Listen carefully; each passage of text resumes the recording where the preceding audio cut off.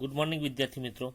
TYBSc semester 6 unit 3 part B synthetic drugs. વિદ્યાર્થી મિત્રો, આપણે અગાઉના વિડીયોમાં એન્ટીપાયરેન વિશે અભ્યાસ કર્યો હતો. આજે વાત કરવાની છે બેન્ઝોકિન. બેન્ઝોકિન એક પ્રકારનું શું છે, ડ્રગ્સ છે. એના આપણે ઉપયોગો, ત્યારબાદ તેના સિન્થેસિસ વિશે અભ્યાસ કરવાનો છે. વાત કરીએ હવે. બેન્ઝોકિન એ અગત્યનું સ્થાનિક લોકલ એનાસ્ટેટિક છે. સ્થાનિક શું છે? નિશ્ચેતક છે. આપણે નિશ્ચેતકની મેં પહેલા વિડીયોમાં વાત કરી હતી. નિશ્ચેતક કોને કહેવામાં આવે? કે સર્જરી દરમિયાન આખા શરીરને અથવા શરીરના કોઈ પણ ભાગને ચોક્કસ સમય પૂરતા ચેતન રહિત બનાવવા માટે વપરાતા ઔષધોને નિશ્ચેતક કહેવામાં આવે છે. ફરી એક વખત બોલું છું કે એનાસ્ટેટિક કોને કહેવામાં આવે છે? કે સર્જરી દરમિયાન કે ઓપરેશન દરમિયાન આખા શરીરની અથવા શરીરના કોઈ પણ ચોક્કસ ભાગને ચોક્કસ સમય સુધી શું બનાવે છે? ચેતન રહિત, એટલે સંવેદનશીલ રહિત બનાવવા માટે વપરાતા ઔષધોને નિશ્ચેતકો કહેવામાં આવે છે. પણ આ કયું નિશ્ચેતક છે? કે લોકલ એનાસ્ટેટિક છે. બરાબર. એટલે સ્થાનિક નિશ્ચેતક કોને કહીએ છીએ આપણે? કે એવા ઔષધો કે જે દર્દીના શરીરના અમુક ચોક્કસ ભાગને ચોક્કસ સમય પૂરતા સંજ્ઞારહિત અથવા ચેતન રહિત બનાવે છે, તેને આપણે શું કહીએ છીએ? સ્થાનિક નિશ્ચેતક તરીકે ઓળખવામાં આવે છે. ઉદાહરણ તરીકે બેન્ઝોકિન અને ઝાયલોકિન. ત્યારબાદ વાત કરીએ. બેન્ઝોકિન પાણીમાં કેવું છે? અદ્રાવ્ય છે. પરંતુ તેનો બનાવેલો પેરાફિનોલ સલ્ફોનિક એસિડ સાથેનો ક્ષાર પાણીમાં કેવું થાય છે? દ્રાવ્ય થાય છે. આથી તેનો ઉપયોગ ઔષધ તરીકે થાય છે. બરાબર. ત્યારબાદ હવે વાત કરવાની છે આપણે બેન્ઝોકિનનું સંશ્લેષણ. કરીએ આપણે સિન્થેસિસ ઓફ બેન્ઝોકિન.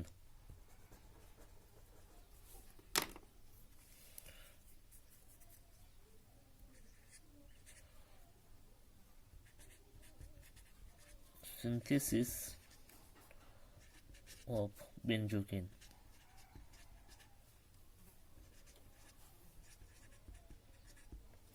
વિદ્યાર્થી મિત્રો, બેન્ઝોકિનના સંશ્લેષણમાં આપણે ટોલ્યુઇનમાંથી શું બનાવવાનું છે? બેન્ઝોકિન. તો પહેલાં વિદ્યાર્થી મિત્રો આપણે ટોલ્યુઇન લેશું.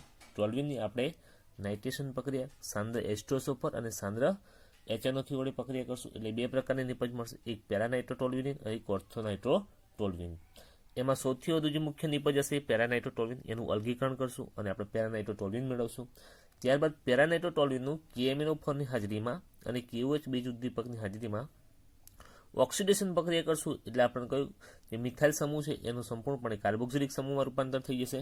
એટલે આપણે પેરાનાઇટ્રોબેન્ઝોઇક એસિડ મળે છે. ત્યારબાદ તેનું એસ્ટરિફિકેશન, એસ્ટરીકરણની પ્રક્રિયા કરાવશું અને એસ્ટરીકરણની પ્રક્રિયા કર્યા બાદ તેનું રિડક્શન કરતાં આપણે મેળવવાનો છે બેન્ઝોકિન. તો આપણે વાત કરીએ સંશ્લેષણની બેન્ઝોકિન. તો પહેલા વિદ્યાર્થી મિત્રો શું લેવાનું છે? આપણે ટોલ્યુઇન.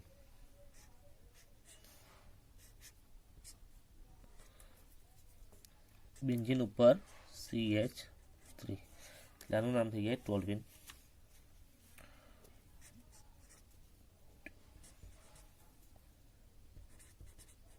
બરાબર. હવે આ ટોલ્યુઇન આપણે શું કરવાનું છે? સાંદ્ર H2SO પર વડે કઈ પ્રક્રિયા કરવાની છે? નાઇટ્રેશન પ્રક્રિયા કરાવવાની છે.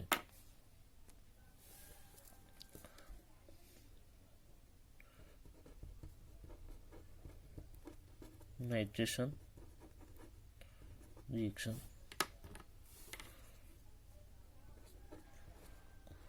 કોન્સન્ટ્રેશન સાંદ્ર HNO3 અને concentration H2SO4 sulphuric acid. Nitration પ્રક્રિયા કરે એટલે કયો ગ્રુપ લાગુ પડે? Nitro group. કયા સ્થાન પર? તો બે સ્થાન પર પોસિબિલિટી છે. એક ઓર્થો સ્થાન પર અને એક પેરા સ્થાન પર. તો જોઈએ હવે.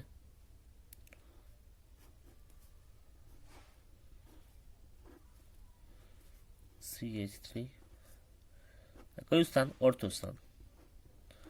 એનું નામ થઈ જાય ઓર્થો નાઇટ્રો ટોલ્યુઇન. અને બીજી કઈ નિપજ મળે છે? પેરાનાઇટ્રોટોલ્યુઇન.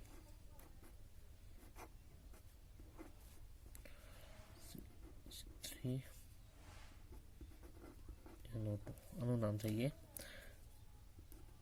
પેરાનાઇટ્રોટોલ્યુઇન. હવે પેરાનાઇટ્રોટોલ્યુઇન છે કઈ નિપજ છે ભાઈ? મુખ્ય નિપજ અને સૌથી વધુ પ્રમાણમાં મળતી નિપજ છે. હવે આનું કઈ પ્રક્રિયા કરવાની છે આપણે? અલગીકરણની પ્રક્રિયા. કઈ? અલગીકરણ, જે મુખ્ય નિપજ છે આપણે મેળવવાની છે. અલગીકરણ કરતાં આપણને મુખ્ય નિપજ કઈ મળે છે? પેરાનાઇટ્રોટોલ્યુઇન.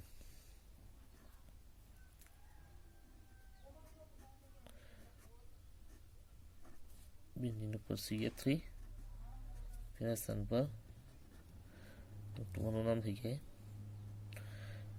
પેરાનાઇટ્રોટોલ્યુઇન. બરાબર. હવે પેરાનાઇટ્રોટોલ્યુઇન છે.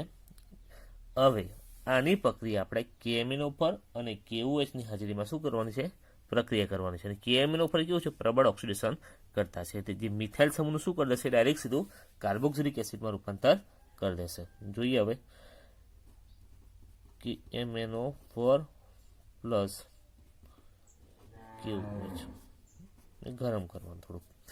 એટલે KMNO પર પ્રબળ ઓક્સિડેશન કરતા છે એટલે મિથાઇલ સમૂહનું કયા સમૂહમાં? કાર્બોક્સિલિક સમૂહમાં રૂપાંતર કરી દેશે. COOH. જોઈએ હવે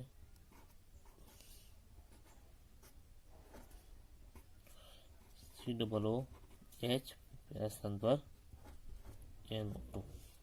આ જે મળે છે એનું શું કહેવાય? પેરાનાઇટ્રોબેન્ઝોઇક એસિડ. શું કહેવાય આને? પેરાનાઇટ્રોબેન્ઝોઇક એસિડ. પેરાનાઇટ્રોબેન્ઝોઇક એસિડ. પેરાનાઇટ્રોબેન્ઝોઇક એસિડ મળે છે. આ પેરાનાઇટ્રોબેન્ઝોઇક એસિડની આપણે આગળ કઈ પ્રક્રિયા કરવાની છે? એસ્ટરિફિકેશન અથવા એસ્ટરીકરણની પ્રક્રિયા કરાવવાની છે. હવે એસ્ટરીકરણની પ્રક્રિયા કરવા માટે ઇથેનોલ અને સાંદ્ર H2 સુપરની હાજરીમાં પ્રક્રિયા કરવાની છે. તો પેલા ઉદ્દીપક રિએજન્ટો લખી દઈએ. C2H5OH plus સાંદ્ર H2 super. કઈ પ્રક્રિયા થાય છે? તો એસ્ટરીકરણ.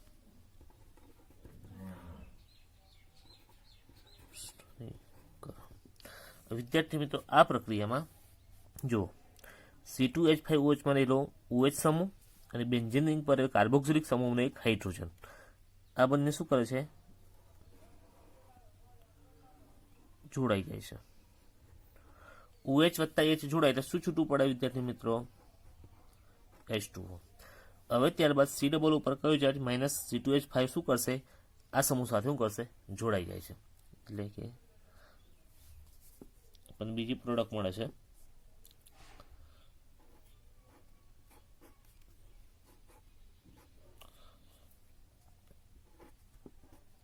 C હાઇડ્રોજન જતો એટલે COO. બરાબર. હવે કોણ જોડાય છે સાથે? C2H5. કોણ? C2H5. નીચે કયા પેરા સ્થાન પર કયું ગ્રુપ? NO2. જેનું નામ થાય છે આપણે ઇથાઇલ પેરાનાઇટ્રોબેન્ઝોએટ. શું થાય છે? આનું નામ આપવું હોય આપણે તો ઇથાઇલ C2H5 ઇથાઇલ. બરાબર. પેરા સ્થાન પર નાઇટ્રો પેરાનાઇટ્રો અને આ ગ્રુપ કયો છે બેન્ઝીન સાથે? COO ને બેન્ઝોએટ તરીકે ઓળખીએ છીએ. તો પેરા ઇથાઇલ પેરાનાઇટ્રો બેન્ઝોએટ. બરાબર. હવે જે પેરાનાઇટ્રોબેન્ઝોએટ છે વિદ્યાર્થી મિત્રો, એનું આપણે શું કરવાનું છે? હવે રિડક્શન પ્રક્રિયા. કઈ પ્રક્રિયા? રિડક્શન. રિડક્શન આપણે ફેરિક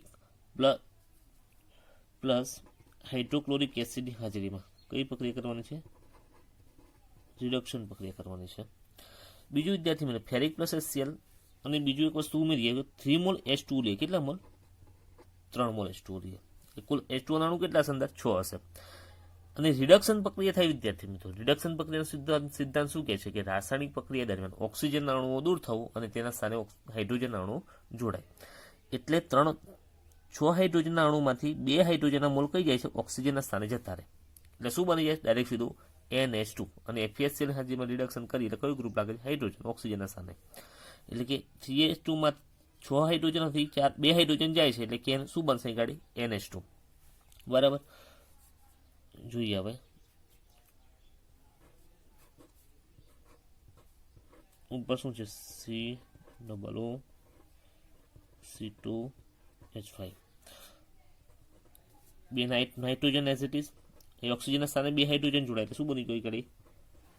NH2. જેનું નામ શું છે? કે આપણે કહીએ છીએ બેન્ઝો કેન. બરાબર. હજુ વિદ્યાર્થી મિત્રો જુઓ, 6 હાઇડ્રોજન અણુ તો એમાંથી કેટલા જોડાયા? 2. હજુ કેટલા બાકી રહ્યા? બીજા 4. તે બીજું શું છૂટું પડે? 2H2O. બરાબર. સંતુલિત રિએક્શન શું છૂટું પડે? પાણીના અણુઓ 2 છૂટા પડે. આ તો વિદ્યાર્થી મિત્રો બેન્ઝોકેનનું ઉપયોગો અને તેનું સંશ્લેષણ.